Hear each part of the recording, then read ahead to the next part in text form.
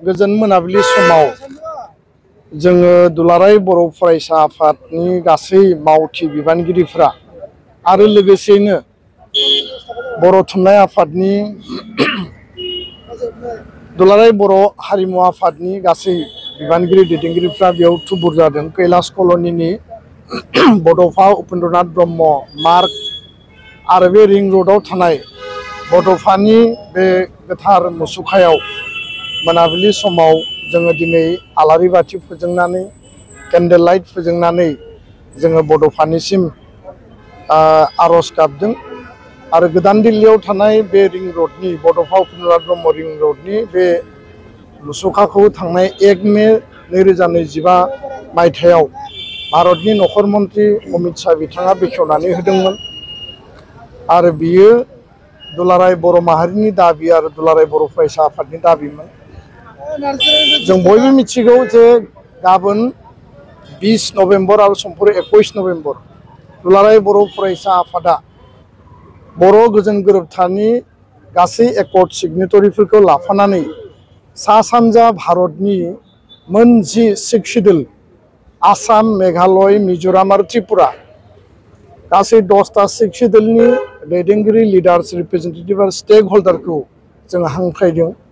गुबै आयदाया जाहैबाय जे आर्टिकेल 280 जेराव डाइरेक्ट फाइनेन्सनि बाथ्रा दङ, फाइनेन्स कमिसननि बाथ्रा दङ, 6 शिडुलखौ मोर फाइनेन्सियेल रिसोर्स आरो लोगोसे एडमिनिस्ट्रेटिभ जे पावार्सखौ बारायनांगौ। आथिखालनि बिटिसि बिटिआरजों लोगोसे गासै सा सानजा भारतनि 10टा शिडुलनि मोर अट'नमिनि जे बाथ्रा दङ आरो 125 जि एमेन्डमेन्ट 2019आव राज्य सभायाव पार्लियामेन्टआव जि प्लेस जादोंमोन बेखौ आखरे आखरे इमप्लिमेन्ट खालामनांगौ, एमेन्डमेन्ट खालामनांगौ आरो फैबाय थानाय विन्टार सेसनाव बे बिलखौ लाबोनानै 10टा शिडुलनो मोर अट'नमि होनायनि जे बाथ्रा बेखौ मावफुंनांगौ। 2020 सनाव जानाय जि सुक्ति दङ बे सुक्तिनि गासै दफाफोर 125 एमेन्डमेन्टजों लोगोसे समस्ति बारायनाय आरो जोंनि सिमा बारायनाय गहपुरसिम बड'लेण्डनि बिटिसि बिटिआरनि बेलायाव बर' कछारी वेलफेयार अट'नमास काउन्सिलनि फुल फ्लेजेड स्टेटास, कार्बि आंलंनि एसटि हिलनि जे बर'फोरनि एसटि हिलनि स्टेटासनि बाथ्रा, स्कुल प्रभिन्सियेलाइजेसन गासै जिखिनि जोंनि दाबि दङमोन बे दाबिफोरखौ मोगथाङाव मावफुंनांगौनि थाखाय जोङो साननैनि हाबाफारि लादों। आरो गाबोन कन्स्टिटिउसन क्लाबाव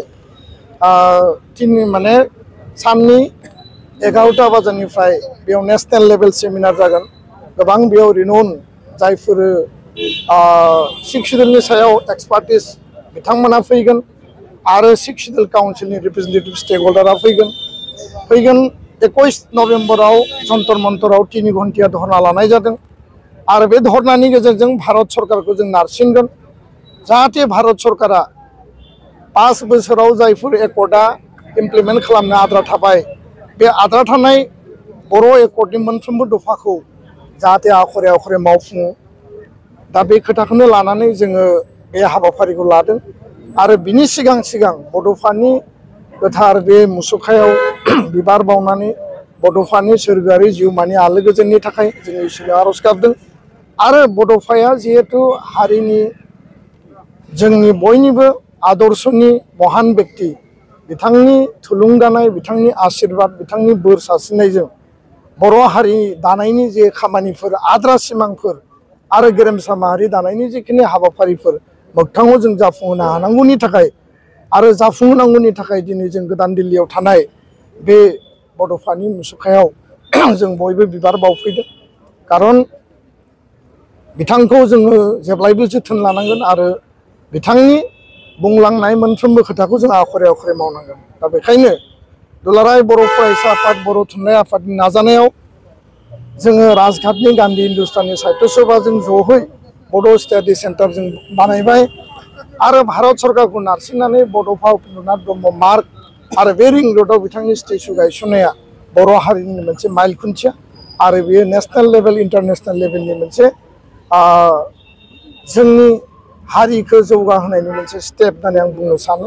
आरो बे समाव जोङो बयबो हारि दानायनि थाखाय खौसे आवगायलांगोन खौसे जोङो हारिनि सार्थनि थाखाय खामानि मावगोन आरो दिनै बड'फानि बे मुसुखानि गाहायाव जों गसंनानै जों समायखिरा लायो हारि दानायनि थाखाय माहारिबादनि थाखाय हारिनि सार्थनि थाखाय दुलाराय बर' फरायसा आफादा थै सतांस' खामानि मावलांगोन। गोजोन्थों।